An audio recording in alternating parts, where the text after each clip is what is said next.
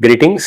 இன்னைக்கு மரியாதை குறித்து லூக்கா 1வது அதிகாரத்திலிருந்து ஒரு டிவோஷன் பார்க்கலாம். நீங்கள் எப்பயாவது ஒரு திட்டத்தில் செயல்பட்டிருக்கலாம் அல்லது ஈடுபட்டிருக்கலாம். அந்த திட்டம் நிறைவேற போகிற அந்த காலத்துக்கு மத்தியில் அந்த திட்டத்துக்கு எதிராகவும் குறுக்காகவும் கர்த்தர் வந்தா நீங்கள் எப்படி எடுத்துப்பீங்கன்னு தெரில. மரியாளுக்கும் யோசேப்புக்கும் நிச்சயதார்த்தம் ரைட் நடந்து முடிந்து அவங்க 2 பேரும் விவாகத்துக்கு ஆயத்தப்பட்டு கொண்டிருந்தார்கள். யூத வழக்க முறைப்படி அந்த நிச்சயதார்த்தம் என்பது அதை முறியடிக்கணும்னு தள்ளுதல் சீட்டு வரைக்கும் போக வேண்டிய ஒரு கட்டாயம் இருந்தது.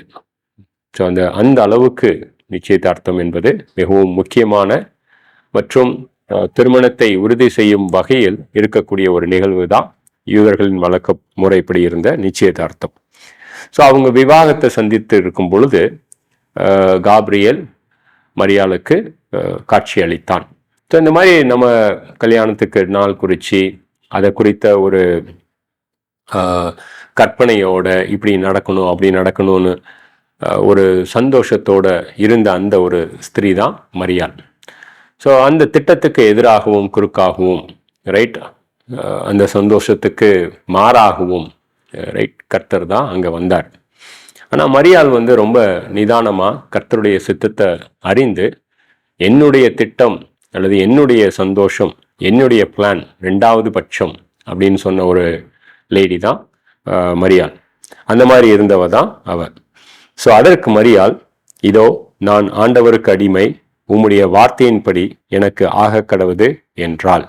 அப்பொழுது தேவதூதன் அவளிடத்திலிருந்து போய்விட்டான். ஸோ அதுக்கப்புறம் தேவதூதனுக்கு அந்த இடத்துல வேலையே இல்லை. ஸோ இந்த மாதிரியான ஒரு சிந்தனையை கொண்ட மரியாள், I don't have any other plans but let it be according to God's word. என்னுடைய திட்டம் 2வது பட்சமாக இருக்க கடவுது, தேவனுடைய வார்த்தை என்பது என்னுடைய வாழ்க்கையில் முதலாவதாக தலைமையாக இருக்க கடவுது அப்படின்னு சொன்னோம். ஸோ நல்ல ஒரு எடுத்துக்காட்டு நம்ம எல்லாருக்கும், நம்மளுடைய விசுவாசிகளுக்கு.